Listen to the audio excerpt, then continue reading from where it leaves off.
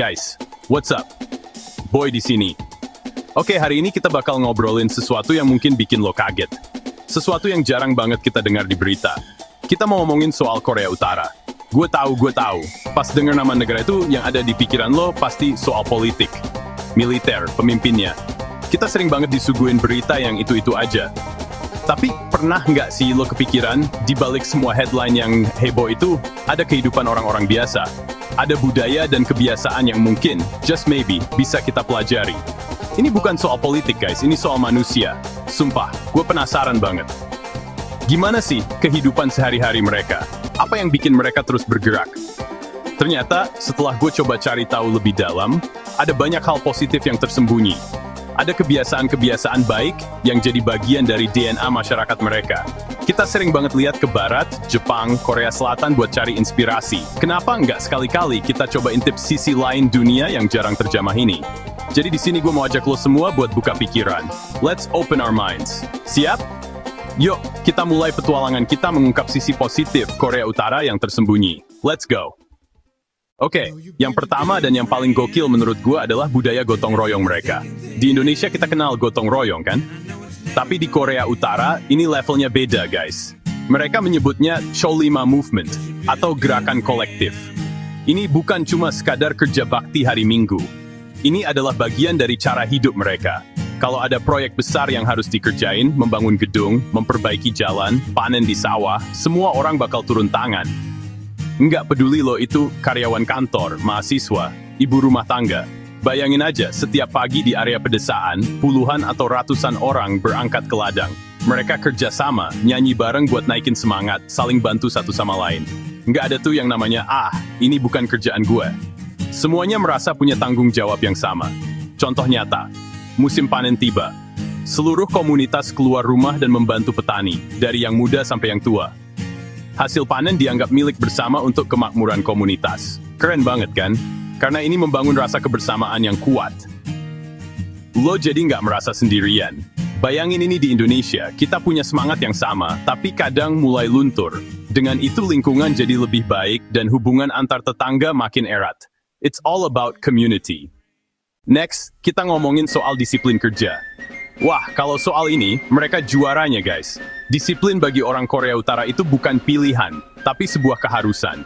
Ini udah ditanamin dari mereka kecil. Mereka diajarin bahwa bekerja itu bukan cuma buat cari uang, tapi juga sebagai bentuk kontribusi buat negara, kontribusi buat masyarakat. Mereka punya etos kerja yang tinggi banget.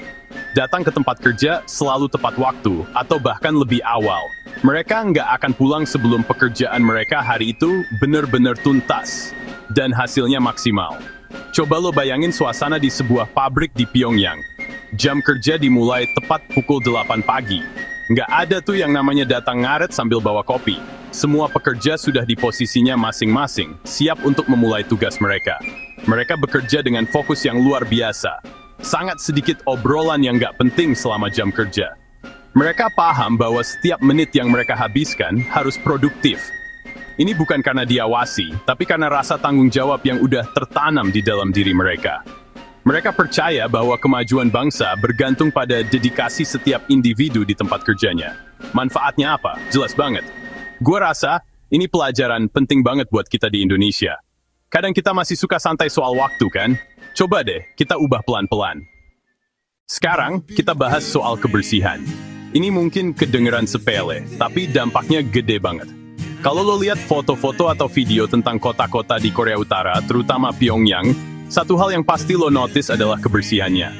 Jalanannya bersih banget, taman-tamannya terawat, dan hampir nggak ada sampah yang berceceran. Ini bukan karena petugas kebersihannya banyak, guys. Tapi karena setiap warganya merasa punya tanggung jawab buat jaga kebersihan lingkungan mereka. Mereka nggak akan buang sampah sembarangan. That's a big no. Contoh sederhananya gini. Anak-anak sekolah di sana itu punya jadwal piket rutin buat bersihin kelas mereka dan juga area sekitar sekolah. Mereka diajarin dari kecil bahwa lingkungan yang bersih itu adalah cerminan dari masyarakat yang tertib dan beradab. Di pagi hari lo bisa lihat warga, ibu-ibu menyapu trotoar, bapak-bapak menyapu trotoar secara sukarela di depan rumah atau apartemen mereka. Mereka nggak nunggu petugas kebersihan. Mereka lakuin itu karena mereka peduli. Mereka ingin tinggal di lingkungan yang nyaman dan sehat. Pentingnya apa sih jaga kebersihan kayak gini? Pertama, buat kesehatan. Lingkungan yang bersih pasti minim penyakit. Kedua, kenyamanan visual. Lingkungan rapi bikin mood lebih baik. Nah, ini yang harus kita contoh di Indonesia. Masalah sampah masih jadi PR besar buat kita. Mulai dari yang gampang, jangan buang sampah sembarangan.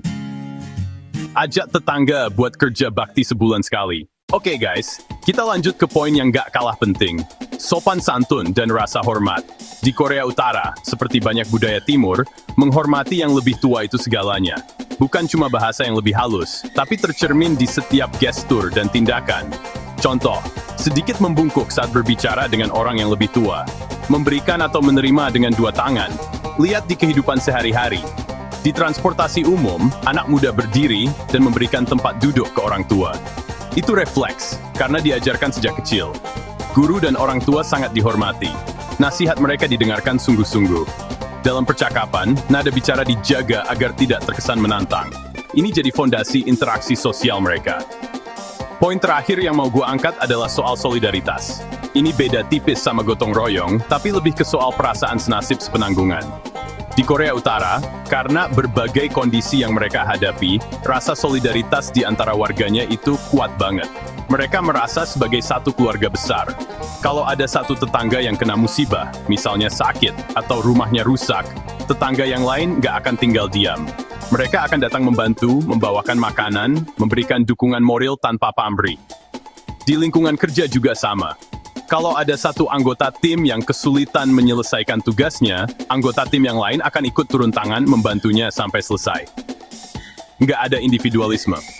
Prinsip mereka adalah, kesulitanmu adalah kesulitanku juga, keberhasilanmu adalah keberhasilan kita semua. It's so powerful. Manfaat dari solidaritas yang kuat ini adalah terciptanya jaring pengaman sosial yang kokoh. Ini adalah cerminan yang bagus banget buat kita di Indonesia. Karena pada akhirnya, kita semua ini satu keluarga besar, keluarga Indonesia. So guys, that's it. 7 menit kita ngobrolin sisi lain Korea Utara yang jarang banget kita dengar. Dari gotong royong massal, disiplin kerja yang gokil, solidaritas tanpa batas. Gue tahu, mungkin beberapa dari lo masih skeptis. Tujuan gue di sini bukan buat bilang bahwa negara itu sempurna, tapi tujuan gue adalah ngajak lo semua buat buka mata. Kebaikan bisa ada di mana saja. Penting banget buat kita untuk belajar dari budaya lain, negara maju, negara berkembang, negara yang paling terisolasi sekalipun. Setiap budaya punya kearifan dan nilai-nilai luhur yang udah teruji oleh waktu. Dengan mempelajarinya, kita bisa memperkaya sudut pandang kita. Kita jadi nggak gampang ngejudge, kita jadi lebih bijaksana. Mengambil inspirasi dari kebiasaan baik orang lain, itu bukan berarti kita nggak cinta sama budaya sendiri. Justru sebaliknya, cara kita untuk mengupgrade diri dan komunitas jadi versi lebih baik. Coba deh, mulai besok, pilih satu dari kebiasaan baik yang udah kita bahas tadi. Lebih disiplin sama waktu, memungut sampah yang lo lihat di jalan, sapa tetangga lo yang jarang lo ajak ngobrol. Lakuin satu hal kecil itu secara konsisten. Gue janji, lo bakal ngerasain perbedaannya. Nggak cuma buat diri lo sendiri, juga buat orang-orang di sekitar lo. Perubahan positif itu menular, guys.